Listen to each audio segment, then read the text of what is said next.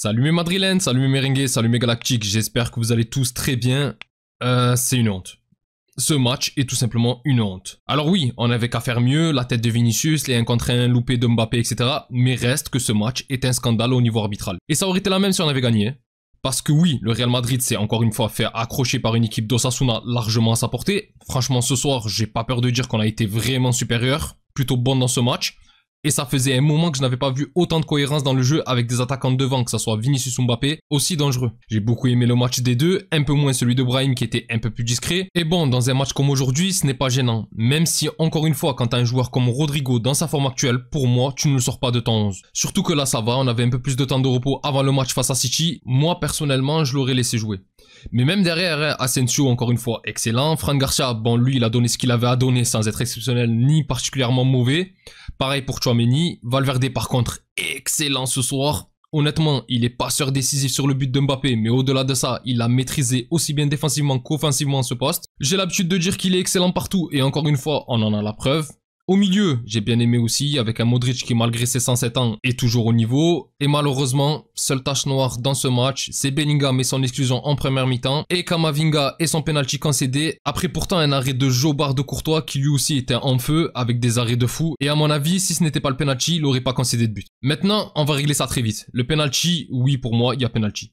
Camavinga écrase le pied de Boudjimir, c'est flagrant, et même si le ballon était déjà parti, c'est faute. Après ça, il tire bien le péno en prenant Courtois en contre-pied, tant mieux pour lui, c'est pas ça le scandale. Pour Bellingham, alors là par contre, ça va un petit peu se corser. Je vais être honnête, je ne sais pas ce qu'a dit l'anglais à l'arbitre, je ne suis pas encore allé voir les retours sur les réseaux ni les trucs comme ça. Peut-être qu'il a vraiment insulté l'arbitre, peut-être pas. On a entendu face à Manchester City que ouais, en ce moment le milieu est assez nerveux. Et oui, effectivement, il lui arrive de crier des insultes. Maintenant, c'est peut-être pas ciblé, c'était peut-être ciblé, aucune idée. Mais quoi que ce soit, moi, déjà, je lui pardonne. Parce que l'arbitre, honnêtement, ce soir, je suis un joueur, je suis à la place de Bellingham, Mbappé ou Vinicius. Moi, je lui insulte tout son arbre généalogique de sa future arrière-petite-fille à son ancêtre de l'époque de Pépin le Bref. Ah, franchement, il mérite. Surtout au vu de la première mi-temps qu'on a eue, et franchement, je félicite presque Mbappé de ne pas avoir fait la même, et je m'excuse d'avoir dit en avant-match que Vinicius allait possiblement péter les plombs, parce que j'aurais fait pire qu'eux. Aujourd'hui, l'arbitrage, mais c'était honteux. Dès les premières secondes du match, on a eu des actions litigieuses. Ça a commencé par une main dans la surface sur un crochet de Vinicius, où le défenseur tacle, et il prend le ballon de la main. Alors pour celle-là, d'accord, y a pas de problème, ça ne se siffle pas. Selon le règlement, la main est déjà au sol au moment de l'impact. C'est un appui au moment où il tacle et où il glisse, c'est involontaire. En plus, je ne sais pas pourquoi, mais Vinicius arrête totalement de jouer,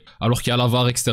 Il aurait dû continuer de jouer, bon, même si désormais on sait qu'il ne faut pas trop compter dessus, surtout depuis le tac qui valait un rouge face à l'Espagnol, où on a compris que depuis que le Real Madrid a sorti son communiqué, c'est mort pour nous, mais bon, là ça va encore, il n'y a pas penalty. 5 minutes plus tard, deuxième action litigieuse, et là cette fois-ci bien plus flagrante, où le défenseur va faire une faute sur Vinicius dans la surface, et on voit bien le contact sur les ralentis qui a été proposé dans la rencontre, et on voit bien la béquille sur Vinicius qui forcément se laisse tomber. Déjà, là ça fait une. Et ça commence à monter. Il va y avoir une autre juste après où Vinicius semble se faire retenir dans la surface. Mais bon, cette fois-ci, le Brésilien ne réagit pas. Peut-être qu'il se laisse tomber. Il n'y a pas de problème. Ça compte pas. Mais ça continue de monter quand même. Une autre quelques minutes plus tard où cette fois-ci, c'est Bellingham qui se fait accrocher dans la surface. Et c'est encore une fois flagrant. Un peu comme la première sur Vinicius où il se fait accrocher dans la surface. Pareil, quelques secondes plus tard, sur une tête remise de Valverde où le défenseur va sauter avec les mains décollées et toucher de la main, même si pour moi ce ne sont pas des fautes qui valent un penalty, car on a besoin de se mouvoir dans les airs et on ne peut pas sauter droit comme un i. Après, dans plusieurs matchs, beaucoup de ces gestes ont été sifflés, donc ça s'accumule avec le reste. D'ailleurs, Ancelotti va prendre un jaune justement car il va se plaindre de cette action qui ne sera encore une fois pas sanctionnée. Et après ça, que ça soit Vinicius ou même Mbappé, ils vont à chaque fois se faire retenir, ceinturer, plaquer comme au rugby, à chaque fois qu'ils vont vouloir prendre la profondeur. Des fautes qui seront bien entendu pas sanctionné, encore heureux qu'arrivé un moment, les joueurs commencent à serrer. D'autant plus qu'à contrario, chaque faute du Real sont directement averties, arrivé un moment, bien sûr que Bellingham va péter les plombs. Parce que je suis désolé, mais là c'est quoi en fait? Il y a des fautes flagrantes où normalement il y a penalty, tu les siffles pas, et tu vois à chaque fois que tu pars pour des actions dangereuses, qu'ils te bloquent sans rien risquer. Alors que franchement, si Bellingham prend un rouge aujourd'hui, en face, il doit finir sans aucun centro. Normalement, en vrai Osasuna, ça doit finir à 9. Et encore, si ça devait s'arrêter sur ça, passe encore, tu es largement supérieur, tu peux gagner malgré tout. Mais non, l'arbitre n'a même pas la psychologie de se dire bon, j'ai fait des choix plus que douteux, bien sûr qu'ils vont être tendus, je peux le calmer avec un jaune. Mais non, tu décides d'exclure un joueur, alors que tu sais qu'il va y avoir des réactions d'humeur vis-à-vis de tes décisions. Là, l'arbitre se prend pour Colina, alors qu'il n'a tout simplement pas la poigne pour ce genre de rencontre, et ce genre de tension qu'il a lui-même engendré. Et au lieu de faire le cow-boy, attend au moins la mi-temps, Déjà pour ne pas fausser plus cette rencontre. Et puis au moins ça aurait permis de calmer les deux équipes et de faire un point toi aussi sur tes actions litigieuses pour voir si tu as vraiment fait les bons choix. Et d'ailleurs, on a vu qu'en seconde mi-temps, sans toutes forcément les sanctionner, bizarrement, il a sifflé bien plus de fautes en faveur du Real. C'est qu'il a dû voir qu'il a fait n'importe quoi. Ouais, je parle beaucoup de l'arbitrage aujourd'hui, mais en même temps, j'avais pas le choix. Au bout d'un moment, il faut dire les termes.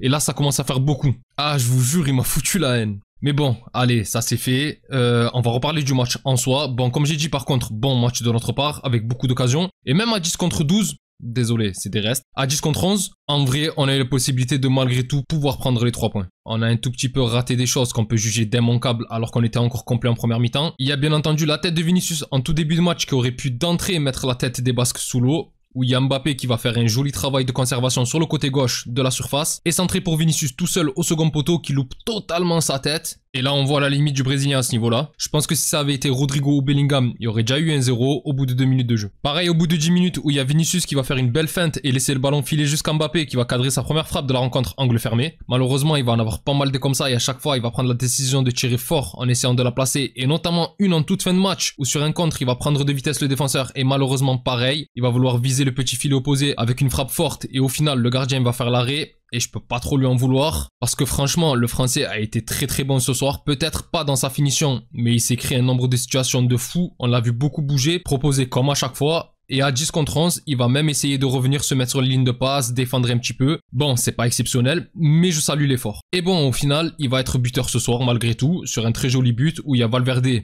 Oh là là, que je l'aime ce joueur, qui va prendre son couloir droit et centrer fort à terre pour Mbappé, qui va passer devant son défenseur et reprendre le ballon pour l'envoyer dans la lucarne pour le 1-0. Et d'ailleurs, en vrai, il aurait même pu être passeur décisif pour Vinicius, qui lui aussi a fait un gros match aujourd'hui. Très dangereux sur sa lignée de son match contre City et franchement ça fait du bien d'avoir un Vinicius un petit peu plus concerné. Sauf que par contre le Brésilien devant les buts il n'y arrive plus. Là je parlais de Mbappé, il va y avoir une action où Modric va parfaitement lancer le français à la limite du hors-jeu et alors qu'il peut tirer, franchement c'est un attaquant, c'est censé être égoïste et il est en très bonne position en plus. Il décide de décaler sur Vinicius qui va totalement toper et rater son tir. Alors je ne sais pas pourquoi il a loupé autant, j'ai pas pu regarder le ralenti mais en tout cas il rate totalement sa reprise. Alors qu'il est bien dans l'axe, peut-être qu'il était un peu trop proche du gardien ou que le ballon était un peu trop fort et qu'il a du mal à la reprendre. En tout cas pour moi, ça aurait dû être le tournant du match. À 2-0, je suis pas sûr que Bellingham se serait laissé emporter, mais bon, voilà. Après, je pourrais revenir sur l'action de Camavinga, sur le penalty, mais bon, franchement, c'est faute, il y a penalty. Mais ce qui est frustrant, c'est que là où eux, ils en ont eu un, nous aussi, on aurait dû en bénéficier d'au moins un de notre côté, et ce 2 points de mesure est insupportable. Surtout que je ne pense pas qu'ils auraient trouvé la faille sans ce penalty. On avait quand même un Courtois assez bouillant ce soir. L'arrêt qu'il fait sur la frappe d'Aimar, la reprise à ras de terre avec les petits rebonds qu'il arrive à détourner par-dessus la cage est incroyable. D'ailleurs, quel joueur, lui, franchement. Aimar là, lui et Boudjimir étaient les seuls dangers en face. Maintenant, pour en revenir à Camavinga, j'ai trouvé le français comme lors de son match face à Manchester City. Il n'a pas fait une mauvaise rencontre en soi en dehors de ce penalty, mais je ne pensais pas qu'il allait être aligné ce soir. Je m'étais imaginé que si Modric jouait, ça aurait été justement pour reposer Camavinga. Ça fait très longtemps qu'il n'a pas joué et Ceballos n'est pas celui que je pensais voir sur le banc ce soir. Maintenant, j'imagine que comme lui, comme Rodrigo seront présents contre City mercredi. Après,